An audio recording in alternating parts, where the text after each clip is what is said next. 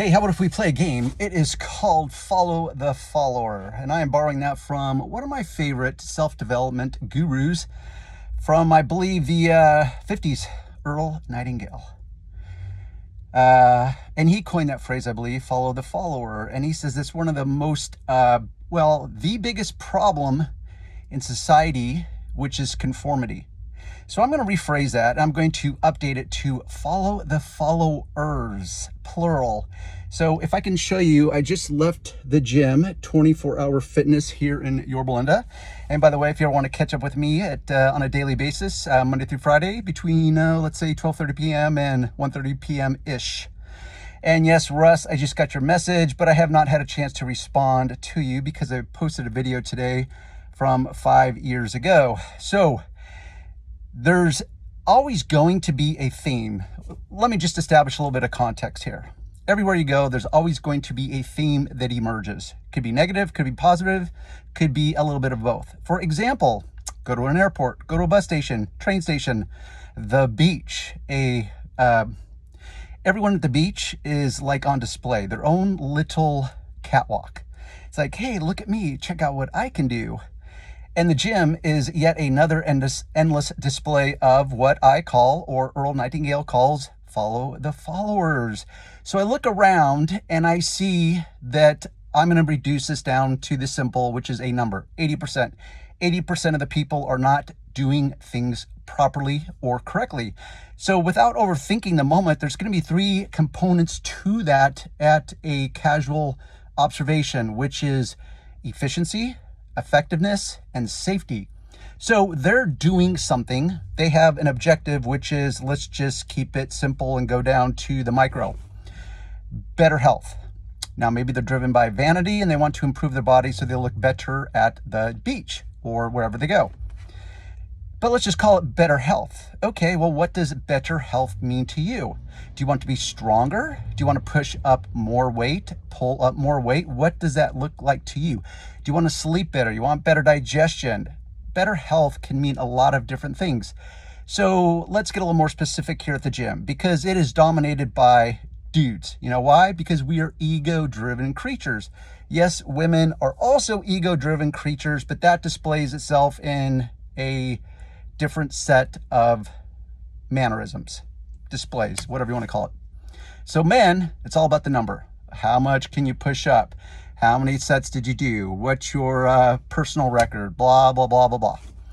So you look around and I observe all these people doing their routines very poorly. So then I would have to ask, okay, what is your goal? Okay, are you being effective? Meaning effectiveness has to do with producing end results. How effective are you at obtaining or achieving your desired outcome? Okay, whether that's you want to put on some size, you want to be stronger, you want to push more weight around, what does that mean to you? Then efficiency has to do with processes. Okay, so if I can deliver the results, but it's going to require you coming to the gym for 2 hours every day, 5 days a week, it's like, okay, I can produce results, effective. But what if I told you I could produce results and also be more efficient at it, which means that I can show you how to get from point A to point B. Point A is where you're currently at. Point B is your desired end results. And I can do that by showing you how to be more effective and more efficient. Now, the third component, which is safety, because I see a lot of knuckleheads doing a lot of moves that are just basically unsafe. Now, when you're young and dumb and full of inexperience, yes, you thought I was going to say something else, didn't you? The body is way more forgiving, but as you get older, it's far less forgiving, and safety is a factor. And yes, I'm looking at my screen versus at that little green dot that would suggest that I'm going to make direct eye contact with you as I am doing right now. So there's a lot of components there. So to come full circle, follow the follower. So I look around and I often do what I call my social experiments.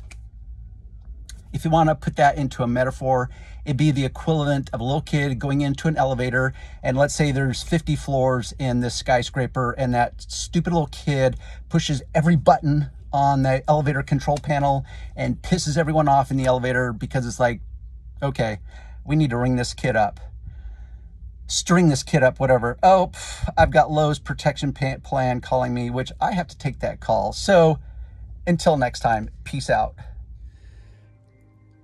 Peace in, which is the opposite of peace out, right? Okay, so I had to take care of business, took care of business. I'm back home now, changed into my lumberjack shirt. And yes, sometimes I like to play lumberjack. I actually do own an axe, and I have chopped down many trees, believe it or not.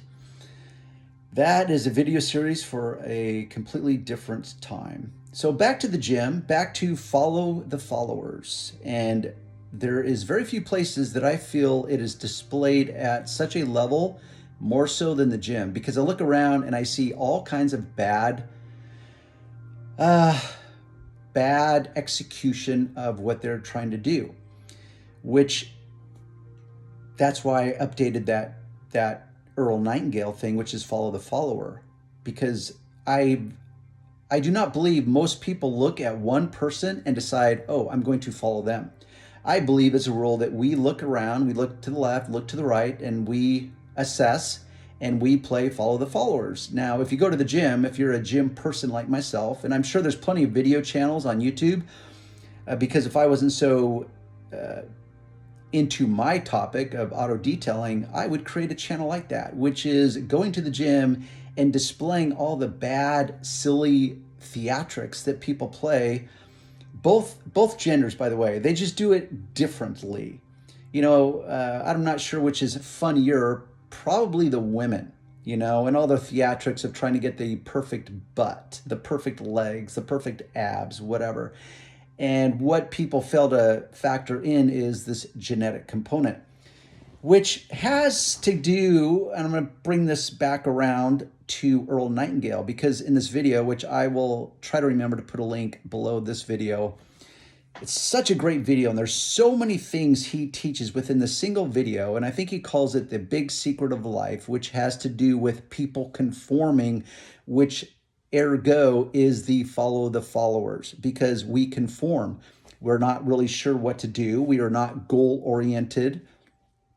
We're not principle-centered people, and therefore we look to the left, look to the right, and assess and figure out, well, it's essentially the herd mentality. And it displays itself endlessly at the gym. And what Earl Nightingale goes on to is check your sources. So if you've ever tuned into my video channels, that's one of the things that I've talked about for years, which is trust but verify.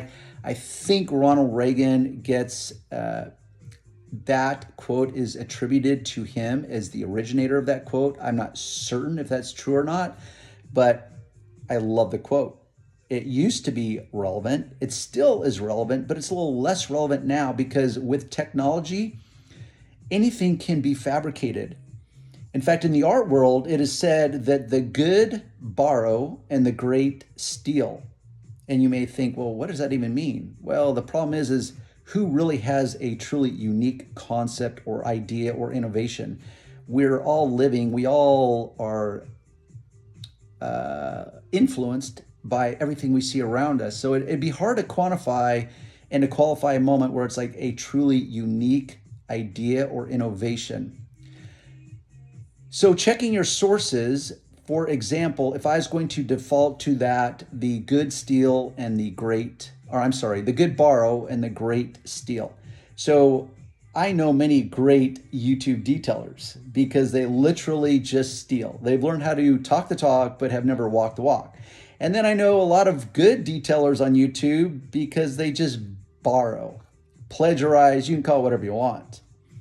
Part of the reason I don't like watching other guys' videos is because I want my content to truly just be from my real world of experience. What am I getting at precisely in this moment? Well, it has to go with your resource, as in if you have goals, and let's just default to the gym, we'll keep it confined to the gym experience, trying to achieve your goals, whether it's better health, you want to change your body, you want to transform your body, you want to become stronger, bigger, whatever that means. You want to slim down, You want to tone your body. Well, one of the most overused phrases within the gym. It's like, well, I just want to tone and tighten. Oh, okay. Tone and tighten. Let me show you how to tone and tighten your body. So what is if you've ever done a study at the gym, which I do on the regular basis because I go to the gym on the regular basis, is I look around and I look at the trainers and I think, okay, if I took that trainer out into the real world and put him in normal clothes, would I even know that he goes to the gym at all himself to physically improve his life, his health, whatever? B, is he a trainer? Because out in the real world, put him in normal clothes, I'm going to question whether he even goes into a gym at all. Never mind actually be a trainer where he's going to train somebody else to achieve the results that this person has not been able to achieve themselves, which has to go with that thing of like an additional layer. Trust, but verify. But then it's like, how do you verify your source? As in, is your source that you're going to for mentorship or training or expertise, has that person done the thing that you're trying to accomplish? So once again, whether we're talking about the gym or with business, am I relying on a source that is competent? And how do I verify that competency? And that's what's difficult with technology, is that you can fabricate an existence out of nowhere. And there's so many ways to manipulate that verifying your source is become almost an impossible ask, which is why moving forward, I'm in the process of working on a third website where I will be selling my own courses of training and mentorship and what have you, is that I'm doing everything that I can to be as transparent as I can so that if you are seeking advice and help, that there's trust built there where it's like, okay, yes, regardless of my opinion of Darren, I know that he has done what I'm trying to do. So when I go to the gym, yes, I'm often asked because of my appearances. We'll just call it that. It's like, I'm pretty sure people can tell I work out. I'm pretty sure they can recognize that it's not my first day at the gym. So often I am asked like, oh, hey, and really what it boils down to is people are just looking for, the secret, which is really just code for, hey, what's the secret that I can get the results that you have obviously accomplished without putting all the time and energy into doing that? Basically, what's a shortcut? I want to know what the secret is.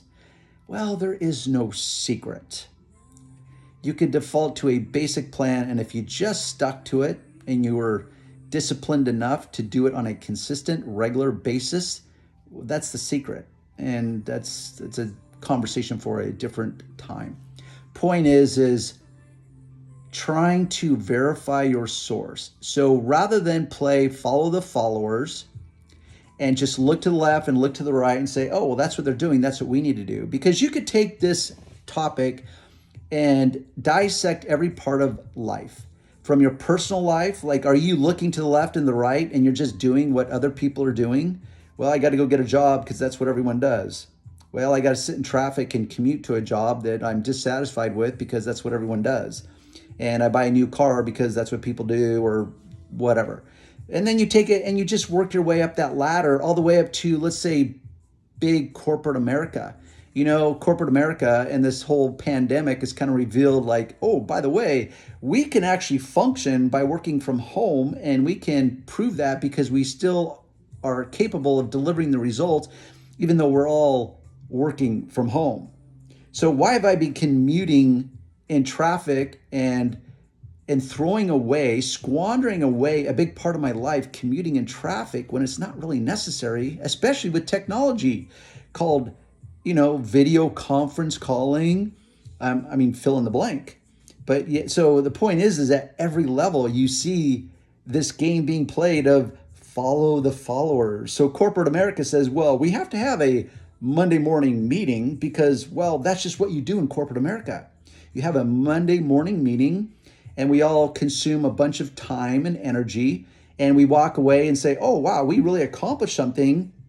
And you think, well, what did you really accomplish? Other than just this false sense of satisfaction, knowing that you're playing by the rules, and the rules are you following the rules of someone else that's also following the rules, which is once again called playing follow the followers. So quit playing follow the followers. Chart your course. Seek help from those that have built or done the very thing that you're trying to do. I don't care what area of life that is. And if you cannot find that person, well, with technology, the answers are out there. That's where I default to YouTube. I've learned so much. And a lot of that time is filtering through the noise so that I can tune into the signal, the correct signal, the person that can, with competence and experience, teach me the very things that I'm trying to learn myself. Okay, I will end there in 17,351 words or less. By all means, give me your comments below. I'm going to have to edit this and splice it in with the first part of the video. Okay, peace out.